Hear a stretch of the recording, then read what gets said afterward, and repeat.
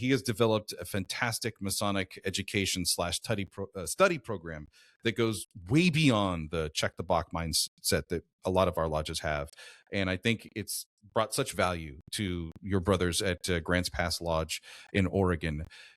For our brother that's listening right now, if you could help them, their lodge needs to change one thing about their approach to education this year. One thing. In 2026, what should that thing be? Well, if you don't have it, you need to have it. It's got so much application that it only benefits the lodge. There's no reason not to have it. I know that rush feeling when your stated goes to an hour and a half and you're like, I don't know if I should talk anymore, but still have it, because somebody from there is going to benefit from it. And they're going to really appreciate that you're discussing the thing that they came in for. So if you're missing it, you need it. If you already have it and you're bored of it, then you got to switch something up. Where's the application? If you give it a take home, if you do that Masonic homework, it's really important, because whether people do it or not, it's offered.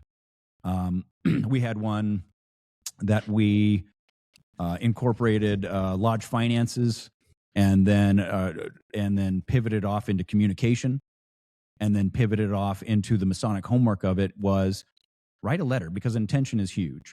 Write a letter to your significant other, what your intention is for Masonry. Why are you here? Because some brothers, they're here and brotherhood is super important to them.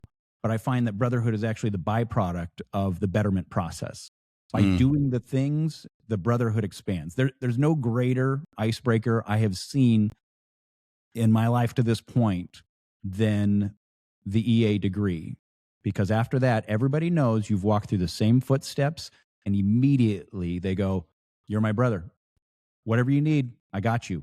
And when you go to another lodge, it's received the same way.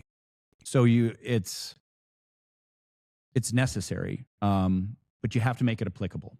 So if your education program is weaning or non-existent, you have to find something that touches somebody in the lodge, because that's how you inspire. That's how you build.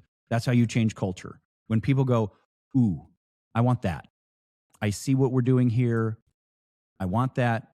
How do I get that into my life? And if you give them a take home, like the letter, and you go, I'm going to write this letter to my spouse and tell her what my intention is for Freemasonry. Why I'm here.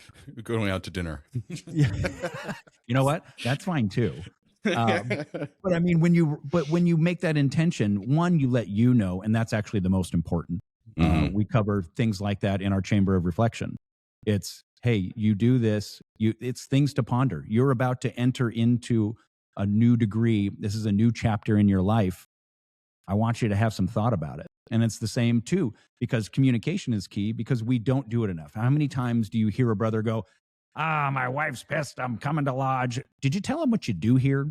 I mean, does she think it's like a frat party that you're dressing up for? Or does she actually know there's some betterment aspect of it that actually, when you better yourself, you better everyone around you. And then that betters the community and it works out. It's an epicenter. And so if you write that letter and you make that intention, you're communicating better. You've added intention to yourself. You've got a take home. If your spouse knows what you're doing and why you're trying to do it, they're more understanding, and immediately you've improved things. So as far as education goes, I think the take home is key. Some sort of Masonic homework, some sort of application, recontextualize old things. How do you apply that 24-inch gauge? It's not just a thing to measure. It's something to apply to your life. I believe it's one of the reasons that it's offered in that first degree. If you can find balance here, the rest of life gets real easy, and finding balance is difficult for most people.